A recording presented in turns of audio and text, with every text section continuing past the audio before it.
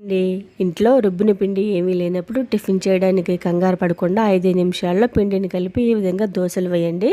చాలా రుచిగా ఉంటాయి. ముందుగా ఒక మిక్సింగ్ బౌల్ తీసుకొని అందులో 1 కప్పు గోధుమ పిండి, పావు కప్పు బియ్యం పిండి, ఒక ఉల్లిపాయని చిన్నగా కట్ చేసుకొని వేసుకోవాలి. 2 పచ్చిమిర్చిని చిన్నగా కట్ చేసుకొని వేసుకోవాలి. కొద్దిగా కొత్తిమీర తురుము, రుచికి సరిపడినంత ఉప్పు, కొద్దిగా జీలకర్ర వేసుకొని కొద్దిగా వాటర్ వేసుకొని ముందుగా ఉండలేమి లేకుండా పిండిని బాగా కలుపుకోవాలి. పిండి కొద్దిగా కలిసిన తర్వాత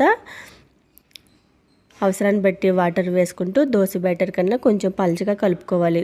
దీంట్లో మనం వంట సోడా కానీ పెరుగు కానీ వాడమండి. పర్మెంటేషన్ కూడా అవసరం లేదు. అప్పటికప్పుడు పిండిని కలిపి చక్కగా దోశలు వేసుకోవచ్చు. స్టవ్ వెలిగించుకుని ప్యాన్ పెట్టుకుని ఆయిల్ వేసి బాగా వేడైన తర్వాత ఈ దోశలను వేసుకోవాలి. గరిటతో పిండి తీసి దోశలాగా వేసుకొని మంటని మీడియం ఫ్లేమ్ పెట్టుకొని ఆయిల్ వేసి అటు ఇటు క్రిప్సీగా వేపుకుంటే చక్కగా ఇన్స్టెంట్గా అప్పటికప్పుడు దోశలు రెడీ అయిపోతాయి. ఎటువంటి చట్నీతో అయినా కానీ ఈజీగా తినేయచ్చు. Thank you.